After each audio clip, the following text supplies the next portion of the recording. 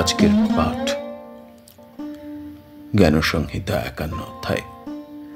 শিবপুরাণের জ্ঞানসংহিতার ৫০ অধ্যায়ে আমরা পেয়েছি কাশীক্ষেত্রের মাহাত্ম্য বর্ণনা।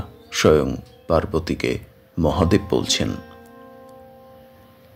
৫১ অধ্যায়েও সেই কাশীক্ষেত্রেরই মাহাত্ম্য বর্ণনা রয়েছে, যেখানে ৫০ অধ্যায়ের একেবারে শেষে কর্মফল এই শব্দটি এসেছিল, তারই ব্যাখ্যা হয়তো এই অধ্যায়ে শঙ্কর করবেন। শুরু করা যাক পাঠ। শঙ্কর বলিলেন, পতিব্রতে উত্তম কথাই জিজ্ঞাসা করিয়াছ, বলিতেছি শ্রবণ কর। ইহা শুনিলে মনুষ্য তৎক্ষণাৎ সকল পাপ হইতে মুক্ত হইয়া থাকে।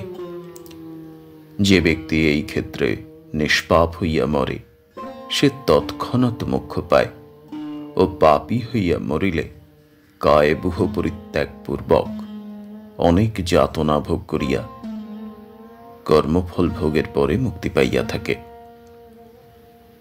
সুন্দরী, যে ব্যক্তি এই ক্ষেত্রে পাপ কর্ম করে, সে পিশাচ হয়।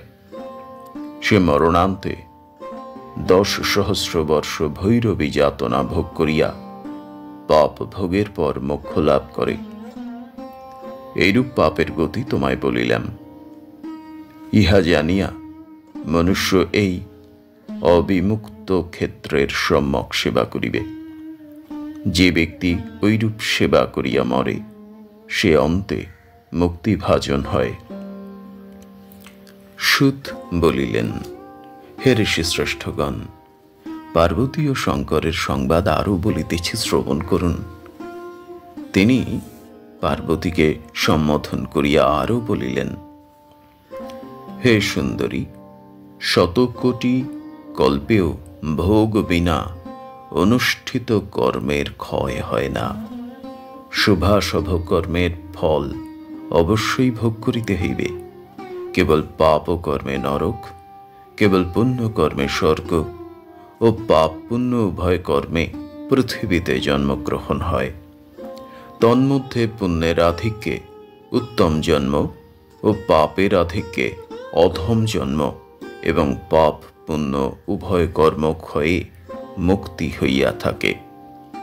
পঞ্চক্রোশী প্রদক্ষিণাদি শুভকর্মে ক্ষেত্রানুষ্ঠিত অশুভ কর্মের নাশ হয়। কর্মবিপাক শাস্ত্রোক্ত কর্মে পূর্বজন্মার্জিত অশুভ কর্মের ক্ষয় হয়। যাবজ্জীবন বিশ্বেশ্বরের উপাসনাদি কর্মে সকল পাপকর্ম ধ্বংস হইয়া থাকে। সঞ্চিত, ক্রয়মান ও প্রারব্ধ এই ৩ প্রকার কর্ম কথিত আছে। তন্মধ্যে পূর্বজন্ম অনুষ্ঠিত কর্মকে সঞ্চিত বলিয়া থাকে। ইহা দ্বারা জন্মান্তর প্রাপ্ত হয়। বর্তমান জন্মে যে শুভাশুভ কার্য করা হয়, তাহাকে ক্রিয়মান কহে।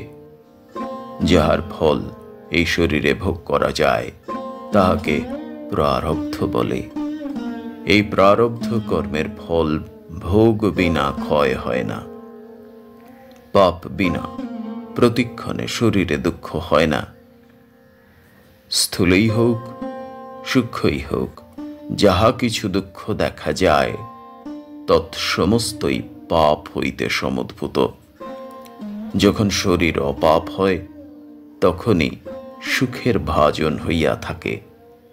কোন তীর্থে শুভ বৃদ্ধি হয়, কোন তীর্থে বা পাপ নাশ হয়, কিন্তু কাশীক্ষেত্র বিনা অন্য কোন তীর্থে সকল কর্মের ক্ষয় হয় না।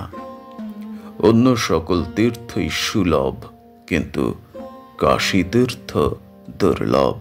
কেননা আমি কাশী গমন করিব, এইরূপ মতি শত জন্মে করিলে তবে কাশী দর্শন ঘটিয়া থাকে। অন্য কোন রূপই ঘটে না। পূর্বজন্মে পুষ্কর আদি তীর্থে বাস করিলে তৎপর জন্মে অযোধ্যাদি ৬টি মুক্তিপুরীর মধ্যে অন্যতরের লাভ হয়। তৎপরে তৃতীয় জন্মে কাশী লাভ হয়, অন্যথা সুলভ নহে। এইরূপে এই জন্মে কাশী দর্শন ঘটিলে তৎপরে কাশী মুক্তিদাত্রী হইয়া থাকে। তখন কাশীতে মরণ হয়, অন্যত্র কোথাওই হয় না। কাশী প্রাপ্ত হইয়া যে ব্যক্তি গঙ্গায় স্নান করে, তাহার ক্রিয়মান ও সঞ্চিত কর্মের ক্ষয় হয়, কিন্তু প্রারব্ধ কর্মের নাশ হয় না, ইহা নিশ্চিত। ভোগ বিনা প্রারব্ধ কর্মের কদাচ ক্ষয় হয় না। কাশীতে যদি মৃত্যু ঘটে, তবেই ওই প্রারব্ধ কর্মের ক্ষয় ঘটিয়া থাকে। হে সুন্দরী, কর্মই মনের গতি সাধন চরণ। সেই কর্ম ক্ষয় হইলে ভগ্নচরণ মন কোথায় যাইবে? তখন বিকার শূন্য শীর্ণপদ মন তীর্থে লীন হইয়া যায়। তখন সে তীর্থজন্য ও ধ্যানজন্য এই উভয়বিধ ফল প্রাপ্ত হইয়া থাকে।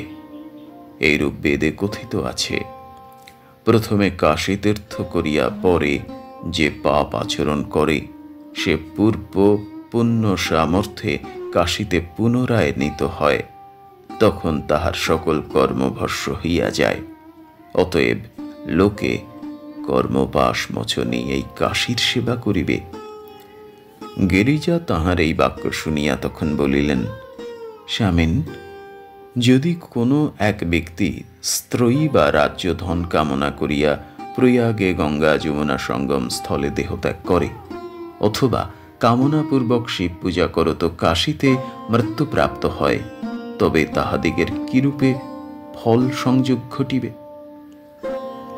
একজন মুক্তিপ্রাপ্ত হইবে, আর একজন কামনা পাইবে। যেহেতু আপনি মুক্তিদাতা ও ভগবান হরি কামনাদাতা, আপনি সাক্ষাৎ সদাশিব, তাহার ফললাভ কিরূপে হইবে? হে দেব, এ বিষয়ে সংশয় ছেদন করুন। দেবীর এই বাক্য শুনিয়া শঙ্কর বলিলেন, ভদ্রে, আমি তদ্বিষয়ে বলিতেছি, শ্রবণ কর। কাশীতে যে ব্যক্তি মরিল, তাহার পুনরায় জন্ম হইবে না। প্রয়াগে যে মরিল, তাহার নিশ্চয়ই কামনা লাভ হইবে।